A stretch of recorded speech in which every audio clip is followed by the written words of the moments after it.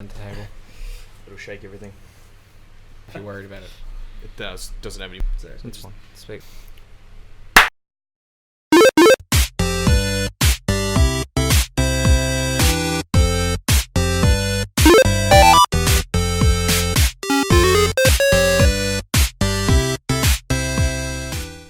What is up, everybody? Welcome to our Geeky podcast. This is, of course, the podcast where we talk about everything we are geeking out about this week. And as you can see, my name is Alex Brett, and of course, I'm joined by the lovely, talented, and bearded Mr. Ryan Berry. What's and good, everybody? we have Mr. Ashley Patterson back. Woo! So don't get too excited. We don't know if this is permanent. I was really excited for a second.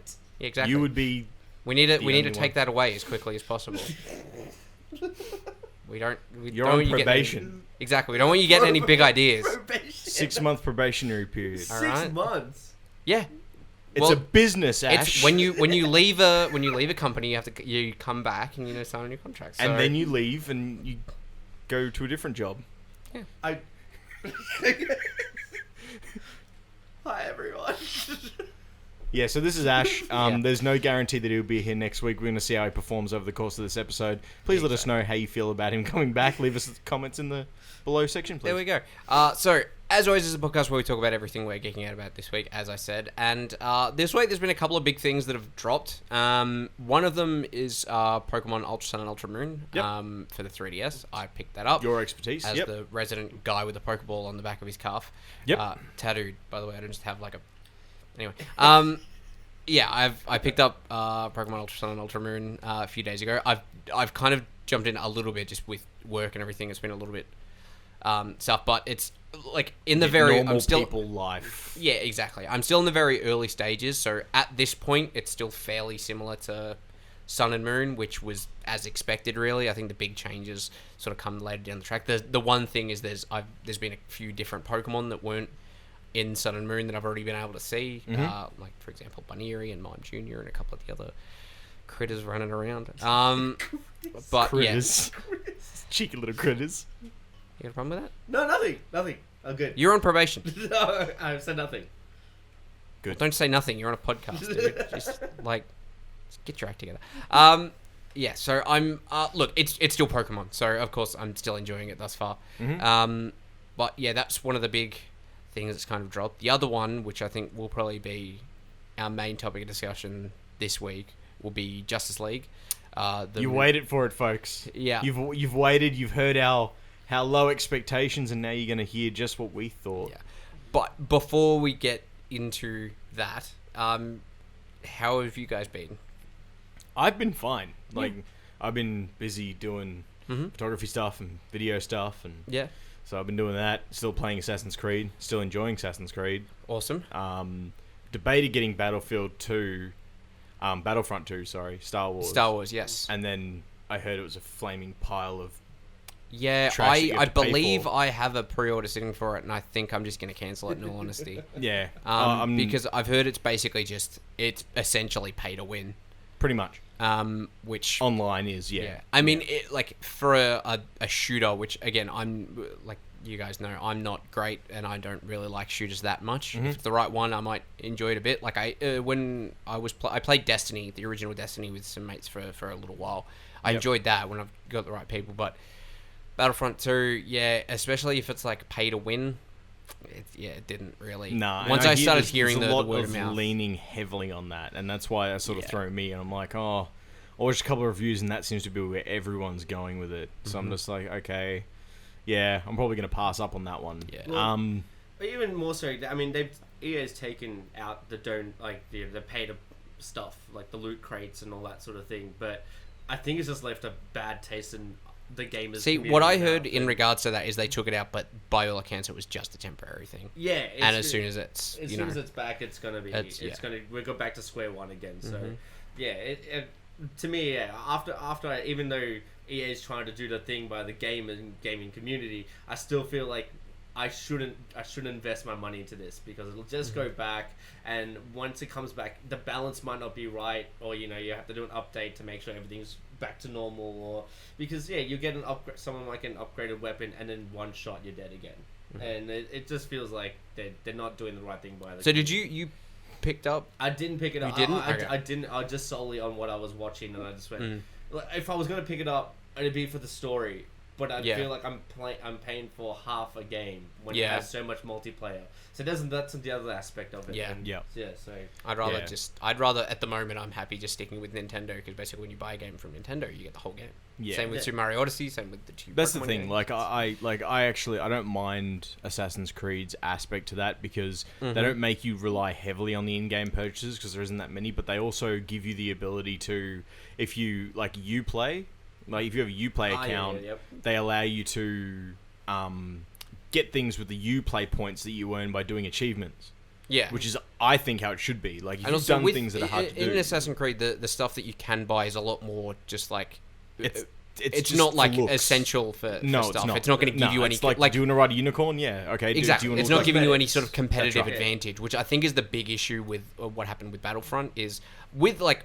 There's loot crates in a ton of games. Like, one of the biggest games going at the moment is Overwatch. There's loot crates for that, but all the stuff in there is just like emotes and new skins that you can get. It's purely it doesn't cosmetic give stuff. anyone. It doesn't give this person a way to kill this person easier or to do their job better or anything like that. It's all just purely cosmetic. Or I think that's the big issue people had with Battlefront, is there's stuff in there that basically you can earn it, but it would take, I think to earn some of the normal stuff would take like the average gamer something like 40 days. Hours. Yeah. I think it was 40 days, not 40 hours. No, it's 40 hours. It was roughly 40 hours, but you think about it, 40 hours of gameplay. Yeah, that's the average gamer, which, you know, someone like me, I'm not gonna win that well. But I think you can do it that way, or if you want, just pay EA a bunch of money and you can just get it there, and it gives you a competitive advantage. And I think that's the big issue. And I think it's more around like the heroes, like having like OP Luke Skywalker or Darth Vader. Yeah, that's what everyone was annoyed about. That, and they cost so much to get, and even when they've halved the price, they're still expensive. But I think one thing that in regards to that is they lowered the price on them, but then the amount you earned like per match that lowered went down as well. So there wasn't actually any change in how long it realistically would take you to get them. No.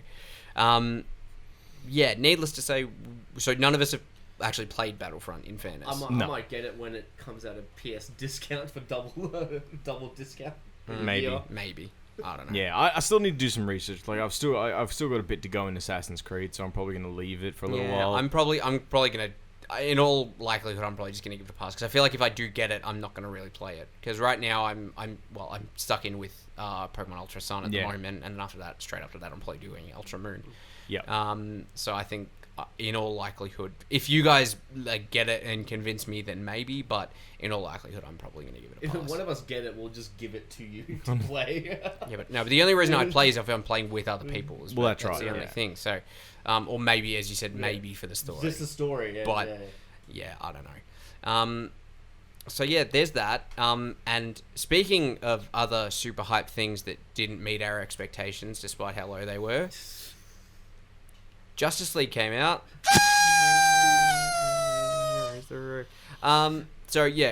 We'll preface this by saying spoiler reviews. Yeah. We'll try to minimize as much as we can, but just in discussing a movie like this, there may be spoilers. So, just off the top, what was your general sort of brief review of Justice League? I'll start with Ryan, maybe. Cool. So my brief review is, it follows along with DC's lack of a well put together movie. Other than Wonder Woman. We all love Wonder Woman. Wonder Woman's was great. If they'd followed the formula that made Wonder Woman what it was, it would have been fine, but they didn't. I felt like a lot of the budget that they were given wasn't used, especially in the CGI department. And I feel like a lot of the characters, bar maybe the Flash, were not good. That's my summary of Justice League. There's next to no decent story to follow, and the story that there is there doesn't make any sense. Mm-hmm. It's just, it's a Jenga pile on the floor. Okay. Ash? It's, I don't know. It's just a bad movie. It's a bad movie. I don't know how to really. I really don't. We could use English. That's a good way to put it. But and full sentences. It's just written really badly. I feel like there's no direction of where DC's even going anymore. I don't know. I don't recommend it. And if you're gonna watch it, wait till it comes out on free to watch TV or something. Okay. All right, so I'll continue the train saying I didn't love the movie. Upon reflection, I think there were probably more parts that I enjoyed than I probably gave it credit for when we walked out of the cinema. There were some parts that were solid. As overall, yeah, it's not a great film, but as Ryan touched on, The Flash, I think was probably one of the standouts of the film. Yeah. I think having him the sort of neurotic and kind of like overawed, he was very much kind of the entry point, I suppose, for the audience in terms of that's basically how we'd all react. It's like, oh my god, you're Batman, and like just not being able to sort of comprehend, even though his mind's literally going very much significantly like faster than everyone else's. He's very much like you. From the moment I saw him on screen, I was like, wow, it's like watching Alex. If you want to know what it's like to be friends with Alex, The Flash. I'll take it. That's the only reason to watch Justice League. I'll take so it. You can get a glimpse. Any comparison into to The Flash I Alex. can get, I'll take it. I think look, Gal Gadot as Wonder Woman again is really strong, working with what she has. I still think it could be improved, but Ben Affleck's, particularly his Bruce Wayne, is I still think one of the best we've had. Yeah, I agree think with that. With a lot of the, and this is one of my big issues with the movies, is a lot of the seemingly forced one-liners at the end of just about every scene or even every interaction. Yeah. That was one of my big pet hates. It was one of the things I hated the most about Suicide Squad. Yep.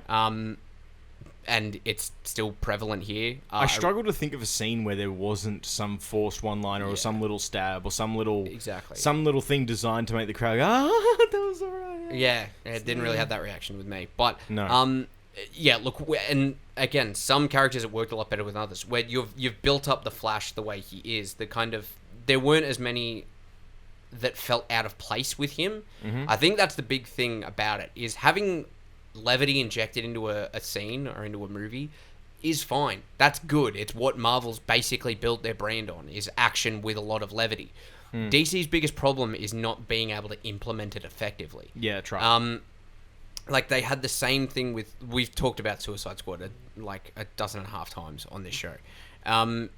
Basically, it not knowing what it was. Justice League felt like it had a little bit better grasp on what it wanted to be. Yeah. As we're saying, DC's biggest issue has been not being able to implement that sort of levity effectively. Like, with Suicide Squad, and it really was fairly obvious, I think, in Justice League, it just felt like their answer to implementing it was just chuck a one-liner at the end of just about every interaction, which isn't how you do it. Like, it needs to be ingrained in the characters. Like, that's why I was saying with Flash, it works more because you've set him up as that sort of neurotic kind of, funny nerdy hero guy. Exactly right. So it kind of works with him. When you're getting it out of, Bruce Wayne and like out of Aquaman, it doesn't.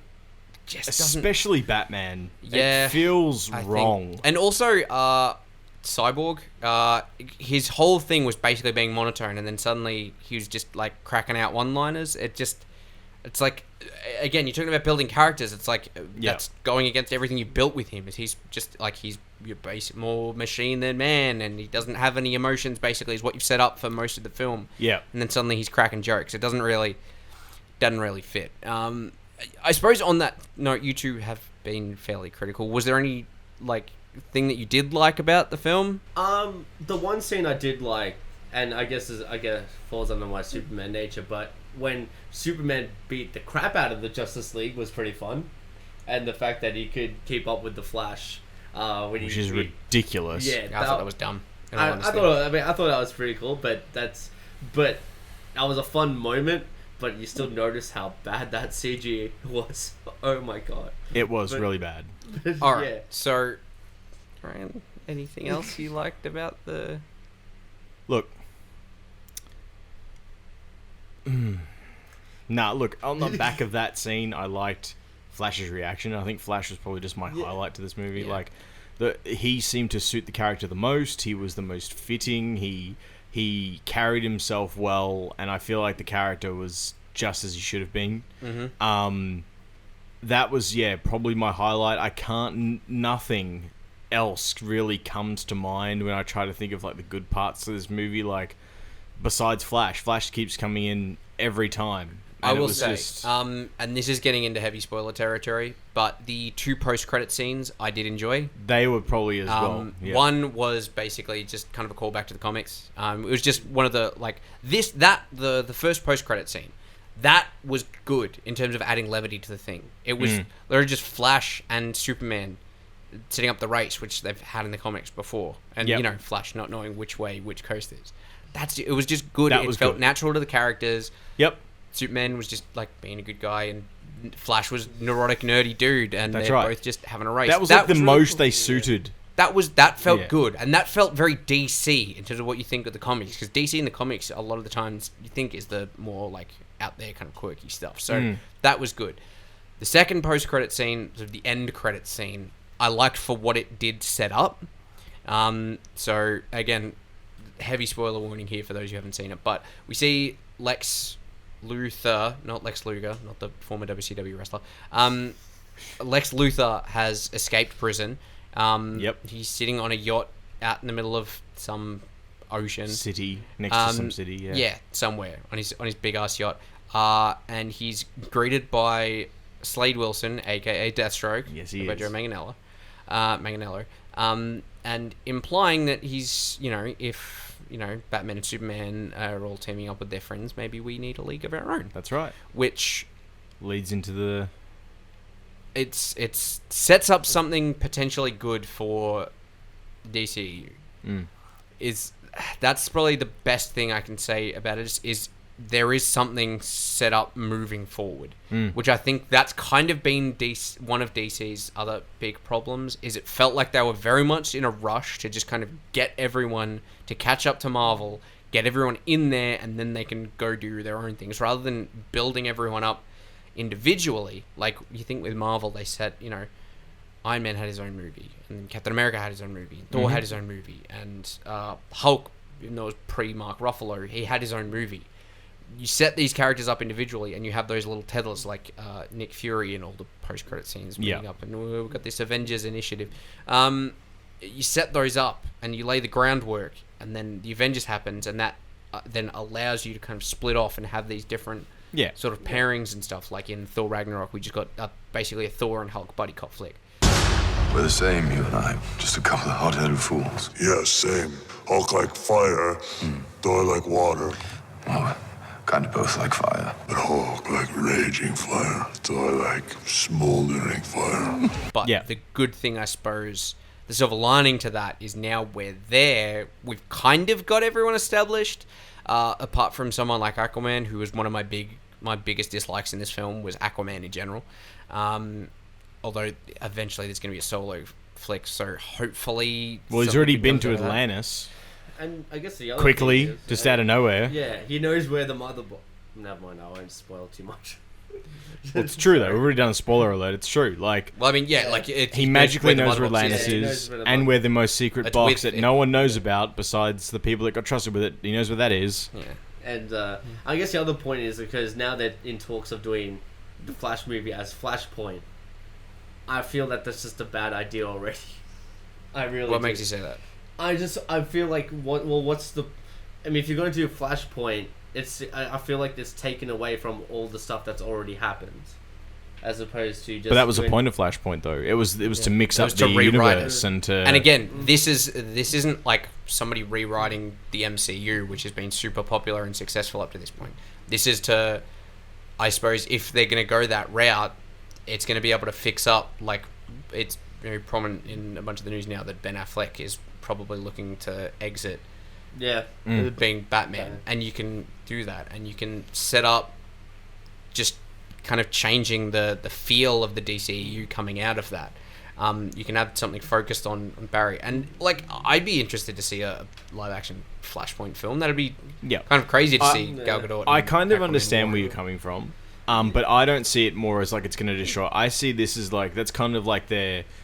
I feel like it's a Hail Mary pass. It's like this is their opportunity to be like different, and it's just like, look, we can kind of steer away from what everyone's expecting, and we can make something a bit different that people responded well to in the as a cartoon movie. This could be inadvertently the opportunity to do for them to pick up. Yeah. To pick up. So I feel like this is. is. It's not so much they're doing the wrong thing. I feel like this is like they're like, look, we need to do something to be different. We can't just keep because Avengers haven't really. They've followed suit of what's meant to happen kind of scenario. It's like they've followed it along. Whereas DC, they're like, I think we need to do something different. I feel like this is where Flashpoint comes in because it gives them an opportunity to mix it up, bring some new characters in, flip some stuff and again, around. they are trying to be very different from Marvel. Yeah. That sort of darker, grittier tone, which I suppose the fact that they went so hard with that in Batman vs Superman and the reaction to that is why they flipped it so hard and tried to inject all that humor into like Suicide Squad and probably Justice League. Yeah. And that's probably why it didn't quite work out. I think to some degree people have been unfair to DC because they haven't given them the chances to kind of tell the story that they wanted to tell, I suppose. They kind of forced their hand in changing it, and that, as we've discussed, has kind of like made it so that there's two different like ideas kind of clashing together. I still feel like it could have been done a little bit better though. Like out of all the standalone movies that have come out, I feel like the one that was required the most before Batman vs Superman was the Batman movie. They needed that story to show why we're getting this Batman and not the Batman that everyone knows. It would have made a bit more sense. Like they still haven't gone back to why all of a sudden Flash has rocked up in the middle of nowhere. Well, no, okay. I think in fairness to that, I think people are very much done with a Batman origin story. We don't. I honestly, we don't need another Batman origin story. I don't think it's not so much an origin story, but I think more it was just like just show him a movie of him being Batman and fighting the villains. You don't have to start from scratch, as per se. Not even such that. No, but like, that's basically what Batman vs Superman was. It was more Superman injected into a Batman film. We got him, and we got Batman reacting to Superman the way someone like him probably would. You'd expect him to.